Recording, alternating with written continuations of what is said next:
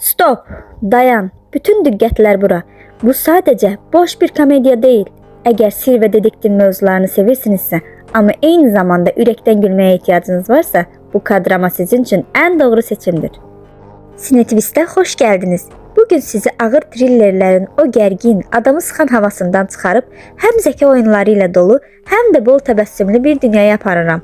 Qorxmayın, videonun bu ilk hissəsi tamamilə spoilersizdir.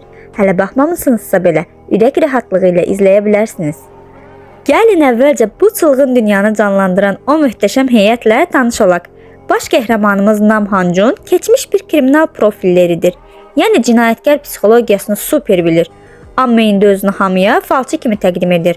Bu obraza sevilən aktyor Seong-guk elə bir dad verib ki, onun o möhtəşəm bahalı ipək kostyumlarına, əlindəki rəngli yelpiklə fırlanmağına heyran qalmamaq qeyri-mümkündür. O öz mükəmməliyyətçiliyini komediya ilə birləşdirir ki, hər hərəkəti ayrıca bir macəradır. Kənardan baxanda çox egoist biri kimi görünür, amma əslində hədəfinə kilitlənəndə gözünü qırpmır. Onun qarşısında dayanan o inadkar dedektiv xanımı isə aktrisa Oh Yan-seo canlandırır. Bu ikilinin bir-biri ilə davası serialın ən şirin tərəfidir. Əlbəttə kafenin arxa fonundakı heyət də evlərə şənlikdir.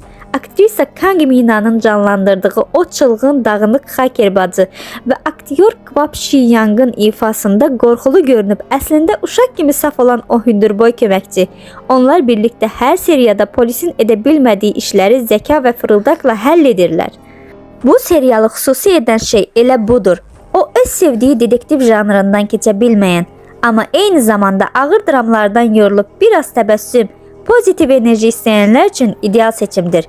Senari komediya ilə elə sirli, elə gözəl balaslaşdırılıb ki, sizi bir tərəfdən görəsən bu işin sonu hara gedir sualı ilə maraqda saxlayır.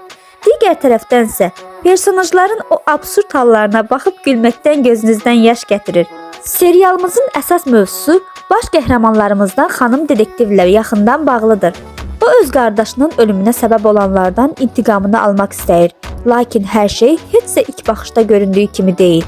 Bəli, bura qədər hələ baxacaq olanları yola saldıqsa, indi gəlin o sirli kafenin qapılarını bağlayaq və əsl senari oyunlarına keçək. Əgər spoil istəmirsinizsə, videonu tam burada dayandırın. Amma mənim kimi bunu sevirsinizsə, tam qaz davam. Serial boyu hamımızın ağlını başından alan o qorxulu qopur cinayətlərinin arxasındakı ad, sən demə ən məsum, ən sakit görünən prokurorumuz Cha Do-won imiş. Aktyor Kwon Soo-hyun bu rolda həqiqətən möhtəşəm bir tərs güc yaradıb.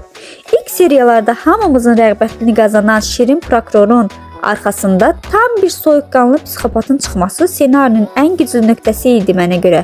Sən demə bu şirin sima uşaqlıqdan tam bir psixopat qatil imiş. Ən pisi də odur ki, bu adam dedektiv Jae-hinin qardaşını öldürən şəxs idi və uzun illərdir onun yanında maskasını taxaraq gəzmişdir. Yəni ortada sadəcə bir cinayət yox, çox böyük bir şəxsi qisas hekayəsi var idi. O məsum gülümsəmənin arxasındakı dəlilik üzə çıxanda, serial komediyadan bir anda fərqli bir psixoloji döyüşə çevrildi. Amma bizim dahi profiller Nam Han-junu aldatmaq elə də asan deyil. Qatil özünü toxunulmaz sansa da, komandamız finalda onu elə dahi bir tələ qurdu ki, qanun qarşısında diz çökməkdən başqa çarəsi qalmadı. Bununla da həm keçmişin qisası alındı, həm də Han-junun üstünə atılan ləkə təmizləndi. Bəs hər şey bitəndən sonra nə oldu? Təbii ki, o unudulmaz son səhnə.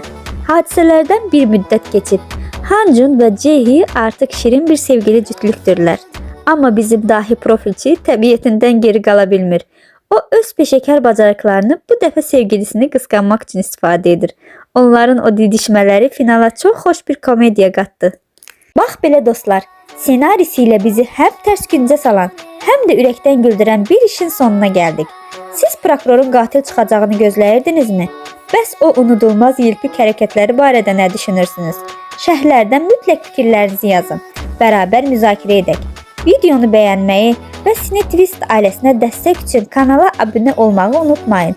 Növbəti beynimizi yandıracaq analizlərdə görüşənədək. Hələlik!